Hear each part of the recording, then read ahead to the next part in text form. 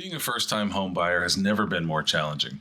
With home values on the rise and current interest rates making affordability even tougher, it's easy to get lost when researching mortgage options online. Fortunately, the Hood team at MasonMac Mortgage has licensed lenders who genuinely prioritize making housing accessible for everyone. As an approved Virginia housing lender, the Hood team provides multiple first-time buyer programs, grant funds, and second mortgages for qualified buyers.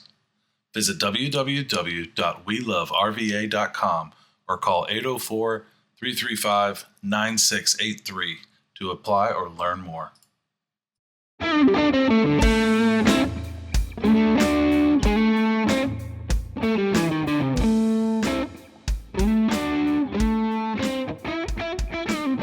Welcome back, everybody, to Homeownership Explained, the podcast that is dedicated to saving you time, money, and also stress when it comes to managing the biggest investment of your life, your home. I am both your mortgage lender and your host, Raleigh Hood, at Raleigh Hood on Instagram, YouTube, and a bunch of other stuff, including Blue Sky. Blue Ski? I'm trying it out. I made a profile. Want to be an early adopter just in case this one pops off, because I missed that TikTok train. Today, we are going to sit down with Dave and DeeDee Van Buren from TAC Solutions. Full disclosure, I really wanted to get this podcast out before Christmas, so there's a ton of stuff in here that pertains to the holidays. It is a great shame of mine that I really wanted to have the last episode come out at Thanksgiving, this episode come out at Christmas. But I got a little bit behind. I got very busy around the holidays with things outside of the office. And also, we started getting pretty busy here in the office. So the easy thing to put to the side was the podcast, except for at night when I would lament all of this stuff that I hadn't done and all the goals that I have. I'm putting this episode out anyway. Maybe next Christmas, you'll remember some of the things that I told you in January. This is the first bit of recording that I've done for 2025. I really enjoyed starting this podcast and learning along the way how to make it better. And I have learned a ton of things. If you'll notice, this is a condenser microphone. I tried to cheap out at the beginning and get dynamic microphones like I've used on stage playing music before, but they pick up way too much echo, even with all of these audio dampening panels that I have. So we switched to condenser microphones because also I'm pretty loud. So even if a microphone is way over there, it's going to pick up my very loud voice. I also learned that although Canva tells you that you have one-time music licenses, YouTube's algorithm will still pull down stuff that has music that you own a copy of. That's why the last episode we had no music. This episode we may have music. I'm actually thinking of just recording something myself, which is a whole nother creative debacle that I'm going to put myself into. I also learned a bit about lighting. I thought I knew lighting, and then the last episode was extremely dark for the interview portion, and I couldn't make it much better. Can you tell that I care a lot about this? I really want to put my best foot forward and put the best product out there that I know I can make. So we're learning, baby. Stick with me. I posted on Instagram kind of a typical 2024 recap, and the main through line for the whole thing was finally I figured out last year how to just be myself in an unapologetic way. It wasn't easy. I'm somebody that is very careful about not saying the wrong thing, giving accurate information in an ever-changing, difficult to relay industry like mine, mortgage banking. But that's not really what podcasts are about. Podcasts are supposed to be a little bit more raw, and I'm leaning into that. Every single time I edit down an interview, I make less and less edits. So that's progress. And it allows me to put episodes out quicker. As I record this, we are looking at the 23rd of January, 2025. We just inaugurated a new president. And he's talking a big game about affecting change in housing. So I will be here to provide my opinions on how that goes. I know initially he was saying that he was going to pressure the Federal Reserve to lower interest rates, which many commented isn't actually in his ability or power, but if you know one thing about that man, he's going to do whatever he wants, regardless of the rules. For my industry, in 2023, we were hoping 2024 would bring the interest rate relief. Now we're starting 2025 with little expectation of anything more than 2 rate cuts from the Fed, which they walked back from the original 4 they were forecasting. And so really my message to people that are looking to buy or upsize or refinance right now is just assume that this is the hand that we're all going to be playing with, and make informed decisions. Plan on rates dropping over the next 2 years, but we don't know when that's going to be, and we don't know how much. So don't overextend yourself now, but also don't wait to make a move that can benefit your life, your family, or your overall financial wellness. So without further rambling or ado, let's go ahead and get to the interview with Dave and DeeDee Van Buren from TAC Solutions. So we're back here with my guests, my friends, my networking referral partners, David and DeeDee Van Buren with TAC Solutions, the firearm safety, home safety, general safety experts here in Richmond, Virginia. Dave and DeeDee, how are y'all doing? Doing great. We're doing great. So the goal for my show is always to try and provide insight that you guys have for your specialty, what you guys focus on with your business, and offering that information to people so that they can keep it in mind day to day. I mean, so many times I contact somebody in our networking group and there's an emergency. When this weekend I called Scotty because I had a smell in my house when I turned my heat on that I didn't like, and the man was there in 90 minutes. That is the unspoken benefit of networking groups, is I got on a Saturday with no appointment. He was there in 90 minutes. Absolutely. But I feel like y'all probably better to get that information ahead of time, because if they're calling y'all, it's too late, right? Yeah, they're calling to ask questions. This happened. What should I have done? Yeah. So tell me, assume I know nothing about the business. What do you guys do at TAC Solutions? Well, we have a program called Can You Survive 3 Seconds? And that's our overall platform that we do. Because unfortunately, it's our heart's desire to keep people safe from harm. Mm-hmm. So he is a retired Richmond police officer, and when we were dating, he gave me all these strategies on what I could and couldn't do, and I'm like going, who in the world do you think you are? and then over the years, I realized that implementing those strategies helped me recognize and avoid dangerous situations. Yeah. And so that's what we're doing now, is we're trying to teach people how to recognize and avoid a dangerous situation. Do you remember one of the first things he told you when you first started dating, as far as that? Close and lock the front door. And Were you not doing that? Well, I lived back then. This is 30-some years ago. I lived in Chesterfield, and he worked in the city. I'm thinking there's a lot of crime in the city. It's not in Chesterfield. That's true. That's a good point. I lived in Pollyanna world. And unfortunately, I think a lot of people do because they're not affected. We're a very safe society today, and we don't know. And people who are the victim of a violent crime, they don't share. So that you could be your best friend, and you would never know. That's true. So I definitely, I would say 2 years ago, definitely before I had kids, I was somebody that was the opposite of a worrywart. This is never going to happen to me, that kind of stuff. Mm-hmm. Since then, I have had multiple friends die from drug overdoses. I've had friends get DUIs. I had a friend shot and killed in the middle of the street for no reason downtown. Yeah. It is entirely a change of mind for me. So my goal here is always, home ownership centric, starting with general homeowner. What is something that people, in your experience, don't think about or should think about? Well, one of the things, I don't want people to be over paranoid, but I do want them to pay attention. Yeah. Because the crime has been on the uptick for the last few years, and we're starting to see, we got new terms like porch pirates.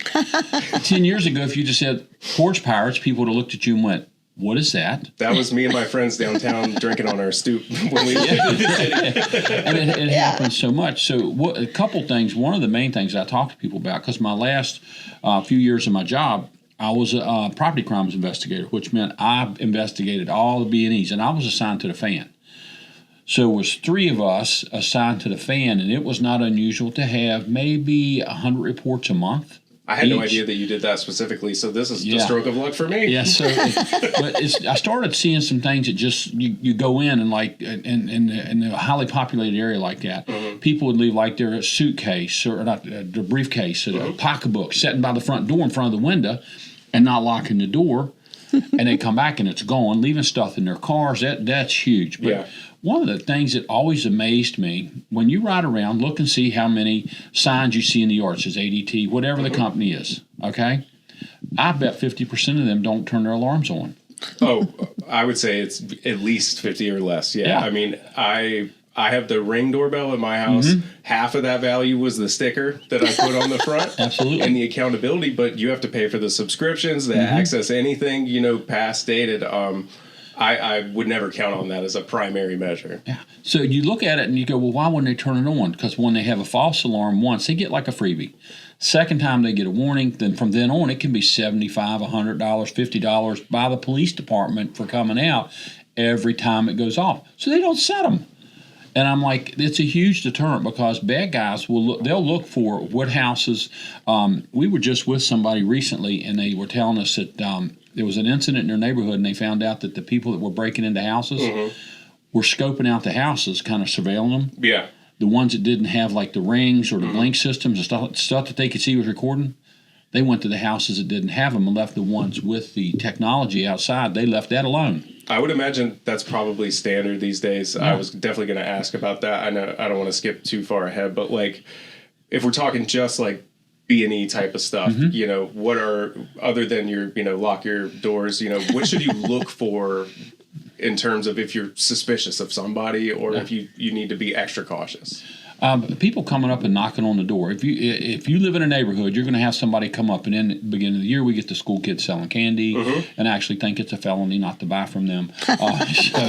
But you get all kinds of people. You get window people, roof people, you get driveway people. All these folks look for ID.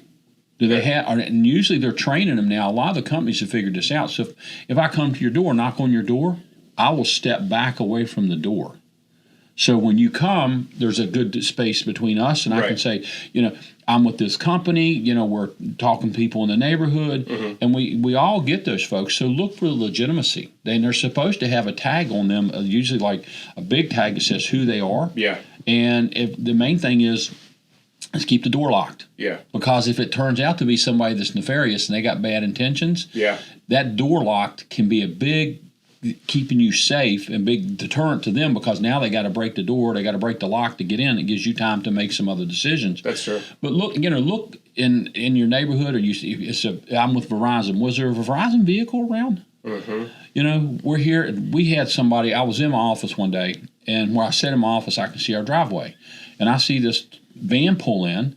And this guy gets out, and it was in the summer. He had on a dress shirt and a tie and a pair of slacks, and he comes up to the door. And I'm thinking, I wonder who this is. Somebody's coming to the door. And I just didn't get a good feeling about it. Well, as I'm getting up and going to the door, two ladies got out of the van. And they're coming to the door. So now there's three of them, and there's me. And I'm watching, and I thought, I don't particularly like this. So I went up, and we live in a ranch-style house. So we got a heavy storm door. Okay. We actually just put a new one on. When you lock it and you lift the handle up, it drops these like J-hooks down into channels. Okay. Very good door. And this guy was knocking on the door and turning the handle. Okay. Now I'd thrown the deadbolt on it. And I said, can I help you? He said, yeah, we're here to clean your carpets. And I was like, who do you have an appointment with? Because I'd seen these type of scams working in the city. I said, who do you have an appointment with? Well, the lady of the house set up the appointment. Oh. That's a very suspicious answer. It is. I mean, they had a script. Wow. He was very calm in what he was telling me. I said, what's their name? Yeah. Well, we just happened to be in the neighborhood, and we saw you were home, and I very firmly, using my police, probably some of my SWAT His authoritative voice said, get off my property. Yeah, not buying it. And he turned the handle so hard later, I figured out he actually broke part of the locking mechanism on that storm door. Jeez. Yeah. And so, you guys are Chesterfield. You're a suburban we're in Bon Air. neighborhood. We're in a nice area. And I thought that, so what they were doing, they were riding around the neighborhood looking for somebody that was home. And then 2 weeks later, a little further up in Bon Air, it was on one of the social media apps for neighborhoods. Yeah. An elderly lady's at home. These two ladies come up, hey, we're selling rugs. Would you like to look at a rug? And they got in her house and had her like holding the rug up like a blind, and she's feeling the rug. Well, a third one came in behind them, went into her bedroom and took all of her jewelry. She didn't know it for like 2 months later. That is not unusual. And this is more in your past experience, but like if you get breaking and entering these days, what extent are they going to get your stuff back? When you look at property crimes, probably the lowest percentage of solved crimes are property crimes, because like, think about your credit cards. And one of the things that's going on right now, and I'll come back to you, your lady shopping, she's got her head in the freezer looking at the ice cream, who's got the best deal. Yep. They grab her. Or looking for a turkey for Christmas. Or, they grab her wallet. By the time she leaves the grocery store, credit cards are maxed out. They've got this thing set up like a team. They hand it to somebody, take it to the car, and they're already doing it. So those are hard to solve, but there is a link because you got the credit card, so you can kind of walk it back a little bit. Right. But when they break into your house, steal your TV, steal your mama's pearls, take your jewelry, your guitar collection, whatever they take. Well, now I'm angry. Don't do that. This is too real now. Those are hard to find. So what I tell people all the time, when you've got things that are valuable to you, photograph them, get the serial numbers, and actually mark them. You can, like, somewhere put your name or social security number, something that is to you. So if that ends up in a pawn shop, because there is a national registry, anything that goes into a pawn shop, all your larceny detectives, they can get a printout of that. So if I'm looking, if you got a Les Paul and it got stolen, I can go into that database and put it in there and look for it. Very cool. I didn't know that. That's neat. But unfortunately, the downside of this is Facebook, Marketplace, all these places. Now social media, a lot of that stolen stuff is ending up on social media. So we're this will come out in December. Is that type of activity heightened in December, or is that just my perception? Like, I feel like around the holidays, people get a little extra risky. They do, because when you go to Best Buy and you get a big TV, you get all these electronics, because that's huge. They will ride through neighborhoods and look for boxes. So watch your trash. Cut those boxes up and hide them. Put them in the recycle, trash, whatever you do with them. Don't set that box for that new 85 4K. Every time I see that, I'm like, what are you doing, man? It's just like neon sign. Break into my house. We got a new TV. The other thing that we don't think a lot about is, I'll bet you, as your viewers watch this, a number of them are going to go somewhere for the holidays. They're going to go visit family. They might be going for Christmas for 3 or 4 days, because you got in-laws. Everybody, you're trying to get to everybody, so you're traveling. You're going for 2 or 3 days. They pay attention to that. So the old standard was, of course, cut off your newspaper and mail. But now with technology, there's a bulb that you can actually buy. You put in a lamp and set it on a timer, and it looks like a TV's on in the house. Oh, that's cool. It mimics what the light and the reflection and the. I'm gonna look that up. And I thought, but with technology, you got a lot of cool stuff like that people don't know is out there. And the big one, and this is very simple. We put too much on social media. We go be at grandma's house for 2 weeks, and you come back and all your stuff is She's 2 hours away. and your stuff is going, and you're like, how did they know we were going? You told them. True. You told them. And we in one of our classes, our RADS program, it's a Recognize Avoiding Dangerous Situations. We talk about that. When you want to post your vacation pictures, wait till you get home. Then put them up, because that way, you're there. Be careful with what you're posting as about your travel plans and things like that. But at the holidays particularly, because they know that's the greatest chance. And you're at the mall, you're shopping, people go in and get a pile of stuff, they bring it out, put it in the car, cover it up, go back in, come out, come in, go out. They come out one time, then the window's knocked out of the car and all the presents are gone. So I know that we kind of skip past the RADS program, because it's not necessarily falls into homeownership necessarily, but a lot of those techniques that you teach are things that people should apply wherever they are, right? Absolutely. Well, our RADS program actually covers everything that we do. Okay. Because we have a RADS program for the holidays that we're doing right now. If we gave you all of our information for recognize and avoid dangerous situations, that's an 8-hour. We customize it for everything from realtors to dental office to a manufacturing company. And of course, the public. So, and it's good for teenagers up, and we want to get families to come, especially during the holidays, because you're going to be traveling or visiting with your friends and family, and everybody needs to know what your strategies are, because everybody's going to have a different kind of strategy. If you get approached when you're out in public or even in your home, are you the type that's going to want to engage? Or are you the one that's very passive? And what are your children like? Yeah. I mean, because if you've got a feisty kid, you need to have these talks. There we go. All right.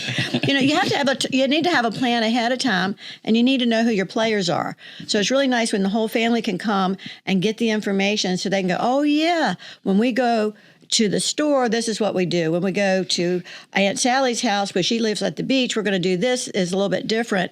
And while we're at home, this is our strategy. Okay. Because we want you to not engage, but if you have to, we want you to win. Yeah. And you're extending that to college students now too, right? You have a whole program tailored to like how to go off to college. Absolutely. You know? That's very cool. And so you guys do classes how regularly? I feel like every time I see you, you say you have a class on the weekend. I have classes at least 2 times a week on the concealed carry side. And we do the RADS classes. We set one up about once a month that we do, we invite people into, but we get calls from like manufacturing facilities, dental offices. I mean, you name them, because they hear about us. Yeah. And so they're HR people. They need and they need a safety class. So we've done them for across the venue. You name a business, churches, we've done it. all kinds of businesses that we've done them for. So what's liability for the owner, or less liability for the owner, and then you have some peace of mind for all of the employees, and there's a cohesive plan. I feel like that's a big part. Like we, with my kids, we always try to have like a plan for whatever we're doing, like so that we're like, hey, what are we all doing here? What do we do in this situation? And having a safe word is a really important thing, because if you've got teenagers, or if you've just got some active young ones, you need to have something that's going to trigger them. Pay attention to what mom and dad are saying. Yep. Whether it's grapefruit or we'll get hot fudge sundaes after this. Yeah. Obviously all of the things that we talked about before fall into the holiday season even more so. But like, I moved out of the city probably even longer. I was my oldest 7 years ago. And I've never really had to deal with that very much. I wasn't ordering Amazon packages back then, really. I was paying for things with cash most of the time. What do people do if they're trying to just have, regular protections? And then also Christmas time. I mean, what's the plan for Amazon, which drops off packages at 8 a.m., 4 a.m., Sunday 6 p.m. night. 7 days a week, 24 hours a day, basically. Yeah. So, I mean, what's the plan for attacking porch pirates, which sounds terrible to say? It does. I mean, there's a couple things, and a lot of the deliverers now, they've realized that there's a problem with this, and then it puts the liability back on them. And we've all seen the videos where they're dropping some huge box on somebody's porch, and then 20 minutes later, here comes somebody grabbing it. Now, they're 1099 contractors. You ain't getting them for nothing. Yeah, but they have the drop-off points now. Okay. There's commercial drop-off points. So if you live in an apartment and they can't put it somewhere where it can't be seen, you can do a commercial drop-off point and you go by and pick it up. Yeah. They'll schedule you, they'll text you and go, hey, your package is at this 7-Eleven or this FedEx store, whatever it is, you go by and pick it up. But if you have a home and you have a yard, I don't know that they always follow this, but every time I order something on Amazon or get something from eBay, I always tell them, take it to the back patio. I don't want it sitting on the front porch. Okay. I want it on the back patio. And what's your conversion rate on that request? About 50%. That's better than nothing. It is. I mean, I was surprised. I thought it would be higher. Yeah. But I think they just get so busy sometimes. You get these independent deliverers. They just going up, boom, putting it on the door. But when we do that, then we've got cameras front and back. So if I see them and I get notified, hey, it dings you, somebody's at your house. Right. At least I know it's there and I can watch it, or if I see somebody coming up, I can talk to them through that camera. Yeah. I've done that before. Yeah. He scares me. He thinks that's the funniest thing. It is funny. I do the same thing as a dad. You can't help it. I'm 36 and I find that technology hilarious still. I remember, yeah. And if you're going to be gone for a few days, neighbors, if you got a neighbor that's close that you're friends with, let them know, hey, I'm going to be gone for a few days. I'm expecting something. Could you keep an eye on the house? Yeah. Because that's huge. That is huge. If they see something unusual, they're going to call 911. Well, if it's like my neighborhood, they're watching whether you ask them to or not a little bit. So if you ask them, they're going to be on it like a hawk. Yeah. So I use the smart home scheduling and stuff. That is kind of I'm definitely getting that TV bulb. That's a good idea. But I was curious if a well-lit home like Christmas, if you have a well-lit home, regardless of scheduling and all that, is that more enticing or less enticing to somebody who's casing a joint, if that's the Yes. term. Bad guys do not like light, and they do not like noise. Okay. So the more lights, the better. So you think I should get some music going out there too? Is what you're thinking? Absolutely. Some sleigh bells?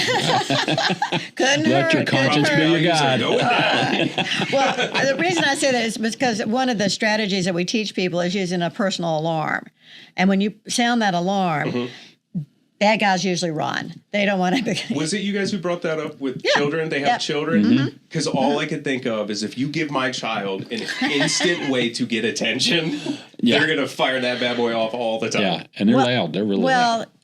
It's how you train them. And a lot of times it's The kids? Yeah, oh yeah. Oh. And this is funny because they have to be 13 or up and come with a parent, usually at our classes. Okay. However, we do make exceptions. So we've had younger students or folks in the class, and they're usually their parents have already been through our class. So it's so funny because the parents are like, I told them that. And if we say it to them, now they're going, oh, and it's so, It's the come same to thing our I class, hear. come to our class, we'll help you. We'll teach us That's the good. same thing I hear every day. I'm like, I'll put my kids to bed and be like, my kids don't listen to me at all. And then I pick them up from school and they're like, they're the best. They listen to everything that we ever say. And I'm like, well, damn it, it's just me then. They just don't listen to me because they're too comfortable. Actually, do a role play with them. I found that at another, I'm going to segue out here for a minute. Reverse it, say, you're the parent and I'm the child, and give them a scenario. You will hear your words come right out of that child. They do hear you. I believe They just that. don't let you know. It's called withholding. That's what it is. Let me see. What did I... It's called parental frustration. Yeah. And I got questions from listeners. We actually covered the two others, but I asked you about one that I got last minute where they were, another networking partner of mine found this local thread where it was women in Richmond talking about how they wanted to learn personal safety from a woman's perspective. And I was like, that already exists. That's you, right? Absolutely. Absolutely. So, like, I mean, when you guys do the class, it's a collaborative effort, right?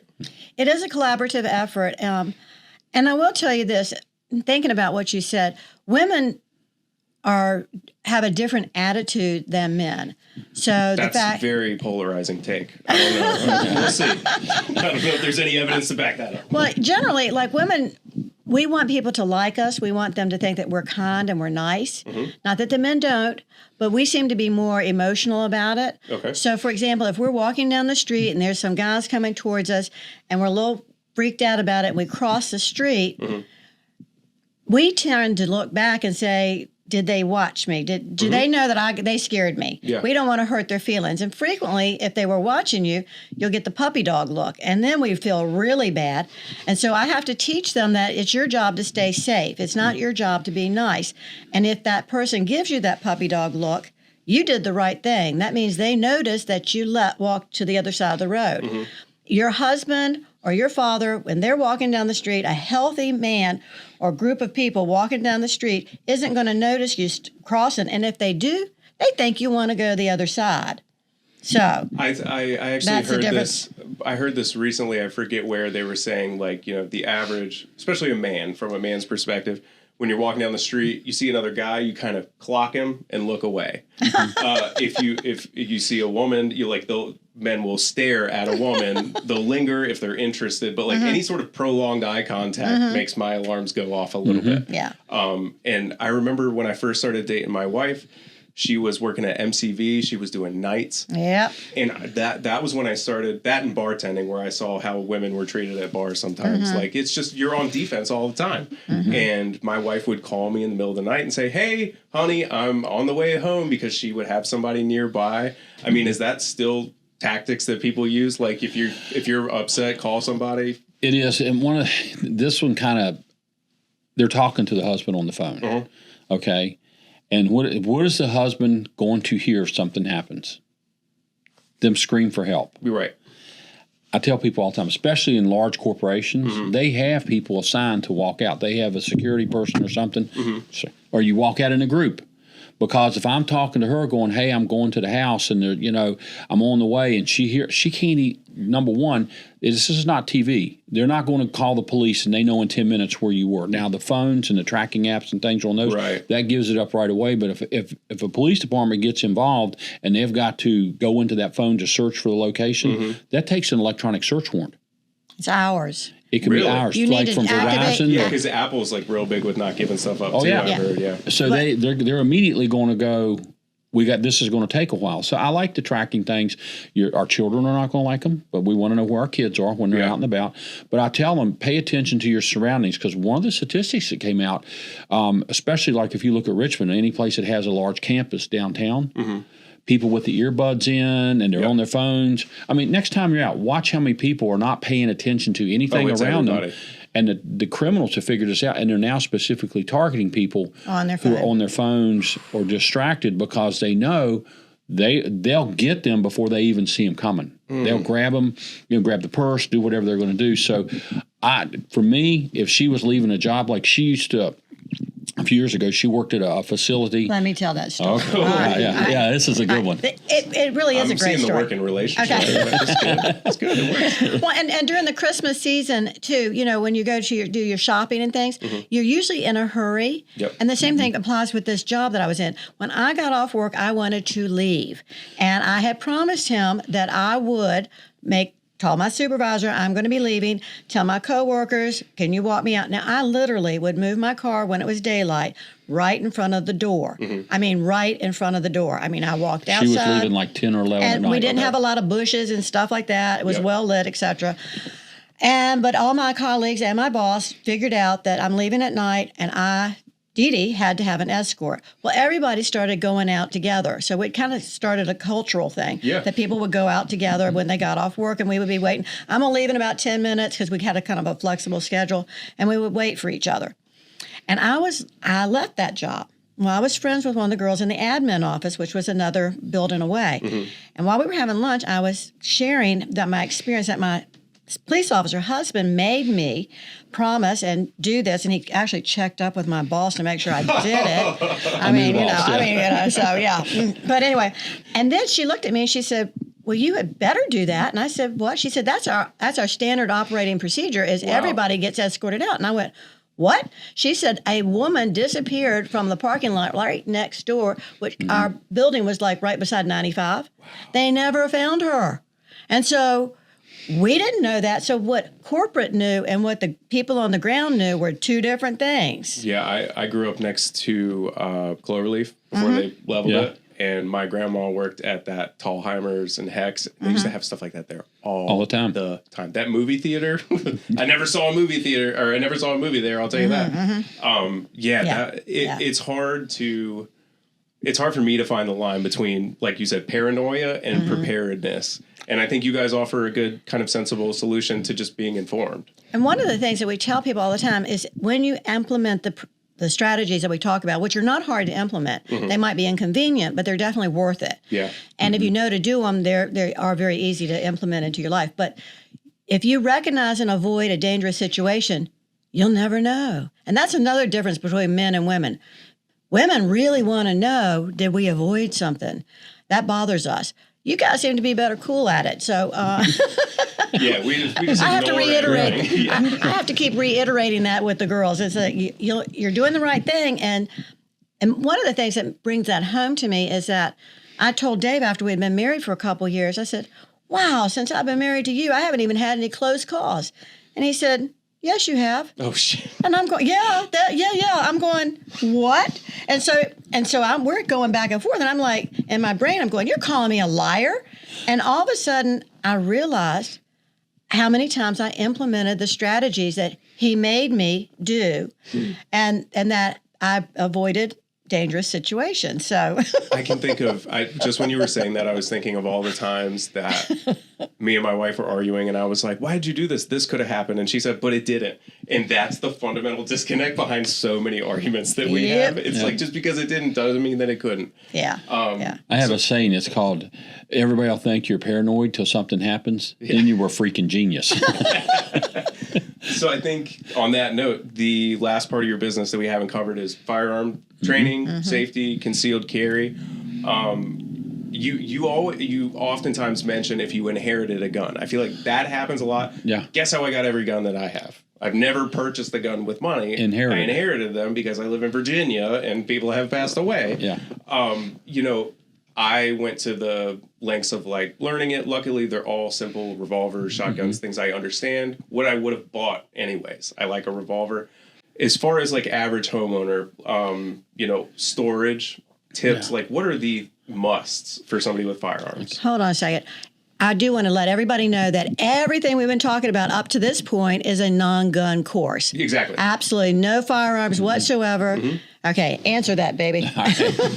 So a couple things. First off, she gives every realtor a gun. That's her plan. She has a T-shirt that says state law. If you have a child 14 or younger in your house living or visiting the house, by state law, all guns have to be locked up and unloaded.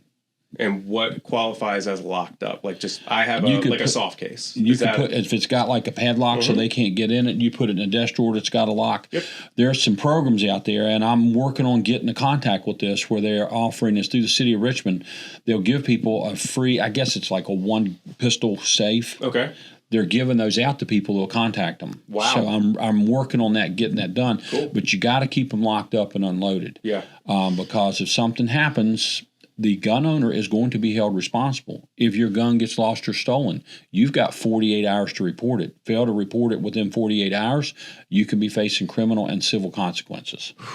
So it's a very serious thing. And I get a lot of people that will come to class that probably a third of our class right now are people that are first-time gun buyers. They've never wanted one, but all of a sudden, they're feeling vulnerable. I mean, police departments are way down in their numbers. They don't have people to send. Yeah. So they're like, okay, I might have to defend myself. How do I do this? And I think it's a good idea. Whether you're going to get the permit or not, come to class, get the education, because you're making a decision that if you make one wrong decision, it can affect the rest of your life. Yeah. And, people don't realize they get all this stuff. They inherit a firearm, or, somebody gives them one, however they buy it, however they get it. To make that decision that you're willing to use that tool can have lifelong consequences. So doing it properly, even if you do it properly, the civil side of it's ugly. So then they go, well, and I'm going to get a taser, I'm going to get pepper spray, I'm going to get these things. Yeah. They can be lethal. So that was one of my questions. Like, let's say you are somebody who is wholly averse to a firearm in your house for whatever reason. What is your suggestion as a professional to somebody who wants peace of mind? Home alarms. Okay. I like the automatic light systems and ones that, the sensors and things like that. Dogs are fantastic. Oh, yeah. Yeah. Dogs are doesn't matter the size. Yeah, you didn't even have a recording. I talked about my dog today in the meeting, and I was saying that when I lived in the city, I lived in like 7 different apartments over 10 years with my wife. Towards the end, she was pregnant. I was bartending at night. That dog earned his keep that last, because she would yell at him, "Shut up, shut up." He was a hound dog. But when she was pregnant and he thought he heard something, she's like, "What? What is it?" She was totally like, "You're the best. Let's go." The situation changed. Yeah, exactly. Yeah. One of the things is that if I was a home buyer and I'm looking at a house, I'm like, I'm gonna move in here. A couple things to do, and even in your own neighborhood that you live in now, the police provide reports online. You can look at what's going on, because social media always doesn't get it right. They'll tell you, hey, this happened. My car was robbed. No, they left the door open. I've seen so many car break-ins recently. Is rampant. What I don't understand how it seems more common than when I was a kid. Like, just people punching in stuff and taking, I thought the days of ripping stereos out was over. Nah, what are people just looking for whatever? They're looking for whatever, and it always amazed me. They break into a car and they get a phone charger and $3 worth of change out of the ashtray. Yeah. And it did $800 damage to the car. So plus it made a big loud noise and you probably hurt your hand. But look at your locks. Yeah. It's worthwhile to go someplace and find out, get educated about locks. What locks are really substantial, what locks might look good, especially new home buyers, they do everything by spec. They buy that stuff in giant lots, and then spec now is pretty cheap. Yeah, it is. So it's worthwhile. Look at your doors, look at your windows. You can pin your windows. There's all kinds of the vinyl windows that have the little tab that kicks out. That little tab's worthless. I locked myself out of my house one day. It took like 2 minutes to break that little tab to get the window open. You know about the one on the inside? Yeah, that kicks out like at a 45-degree angle. Yeah. It breaks right off. But you can pin them. There's other things you can do. You can pin them. Make sure your doors are locked. Yeah. the sliding glass doors, there's ways to secure those because everybody puts a little board in the bottom. It doesn't work. I did not believe him. I had to go home and try it. If you, Really? Yeah, if you could rock it. And I did not make it fall down and make a loud noise, but I was surprised that my board at the bottom does not work. Really? I was convinced. I mean, That was the tried and true foolproof method. I know, and I was so safe all through college and living by myself. I meet him, and he's like, "Oh no, you got to put this." But now they have nice bars, but there's other things you can do. But I have to put this ugly bar across my sliding glass window and door. And so I went home and I actually tried it, and I went, "Oh my gosh, he was right." You can rock it right. He was right. I mean, I was not a happy camper. Damn. Yeah. So things like that, and if you're renting, you can't go in and change the locks and do all these things. Right. However, the plate that block goes into on the door, I bet you if all your listeners now don't call me and complain, get a Phillips head screwdriver, go up to that plate, take one screw out. I bet it's an inch long. For Take your that door screw in the frame. Yeah. Go to Lowe's, Home Depot, Get you. 3 inches, same head size, same color. Is put it that in. what breaks when you kick a door in? Is the metal catch plate or whatever? Those screws will pop in. It'll It's split the frame. that frame. It's not the door. I assumed it would. Okay, that makes sense. So if it goes in, it's set on a 1-inch board around the frame when they set a door in, and they attach that to 2x4s or 2x6 depending on the code. But when you run a 3-inch screw in there, it's going through that 1 inch and it's securing into what the framing is of the door. Now that's good. I And like that. you can do that, and if you're renting, you can do that, and nobody's ever going to know. But if you're renting, you got limited things that you can do. You can get the little cane that goes under the door that's split on the end like a V. Yeah. And so they literally got to break the knob off to get in. Just things like that. But if you're at home, you can harden your home if it's your house with good locks and good doors and things like that you're willing to, because it's not always inexpensive to do, but one incident happens, you'll be glad you did it. Yeah. Because we all talk about, hey, if there's a fire in the house, this is what we're going to do. This is where we're going to meet. Nobody thinks about, well, what do we do about these locks? So the builder put them on. They got to be good. Yeah. Yeah. What are we going to do if we Solid get logic. Yeah. So I feel like we covered almost everything I wanted to. Y'all are doing fantastic. Is there anything that y'all wanted to cover that we didn't hit? Is there? I mean, I'll give you a chance to, tell everybody where to find you and everything. But is there anything that we didn't hit that you guys are rolling out that I don't know about, that you like a lot, that you want to promote? Well, we do. One of the things we're starting to get calls on, and unfortunately, this is just the era we live in, active shooter courses. Okay. Yeah. We do those for companies. We go in and we give them a plan, and it's because most companies are going to be weapons free. They're not going to allow their employees to carry in, which makes them vulnerable if an active shooter, like a mad employee. Yeah. Somebody that's dating or married to someone, there's a domestic situation that ends up coming into work.